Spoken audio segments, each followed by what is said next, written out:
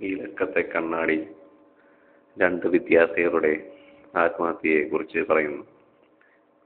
ഒരു വിദ്യാർത്ഥി ഇലക്ട്രിക്കൽ പരീക്ഷ പഠിച്ച് പാസ്സാവാതെ 3-ാം വട്ടവും തോറ്റിരിക്കുന്ന വിദ്യാർത്ഥി.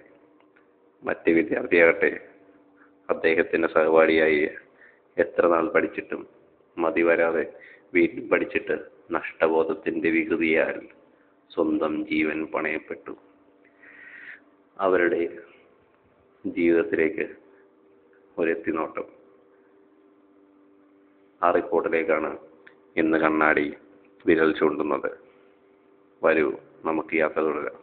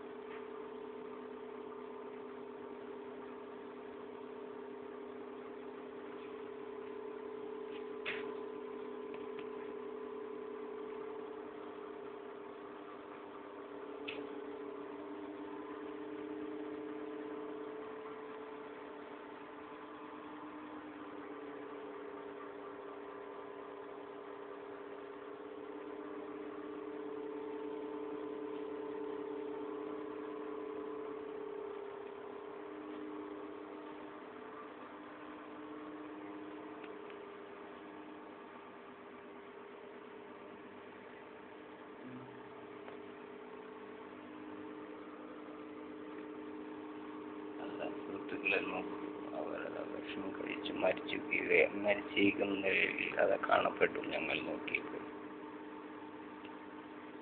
ഞങ്ങളുടെ കണ്ണുകളിൽ ഞങ്ങൾക്ക് വിശ്വസിക്കാൻ പോലും കഴിഞ്ഞില്ല. അത്രയ്ക്ക് ഭീകരമായിരുന്നു അന്തരീക്ഷം.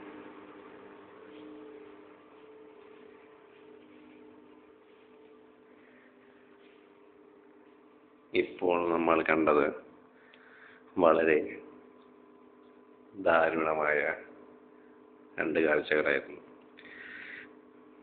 കണ്ണാടിക്ക് വളരെയധികം സങ്കടമുണ്ട്.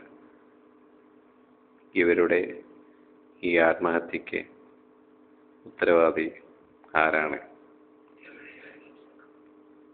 ഇവരുടെ ആത്മഹത്യക്ക് തുടക്കം എവിടെയായിരുന്നു? ഒന്നോർത്തു നോക്കൂ. ജന്മാന്തര സുഹൃത്തുക്കളുടെ ഇതൾ വിരിഞ്ഞിട്ട് ഇന്ന് 4 കൊല്ലം. പോളിയിൽ പഠിക്കണമെന്ന ആഗ്രഹമായി പലവട്ടം പയറ്റി നോക്കി, എന്നിട്ടും നടന്നില്ല. അതിനുത്തരവാദി ആരാണ്? വിദ്യാർത്ഥികളോ അതോ ഈ പാവം അധ്യാപകരോ? എന്തായാലും കണ്ണാടിയുടെ അന്വേഷണം ഇലക്ട്രോണിക്സ് HOS ആയ രാജേഷിന് പുറകെ പിന്തിരിയുന്നു, നെട്ടോട്ടമോടുകയാണ്.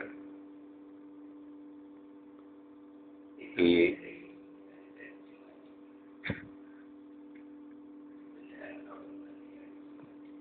എന്തായാലും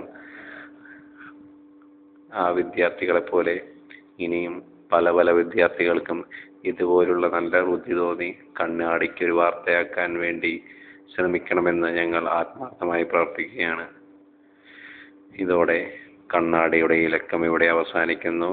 അടുത്ത ലക്കം വരെ കാണും വരേക്കും നന്ദി. ജയ് ഹിന്ദ്.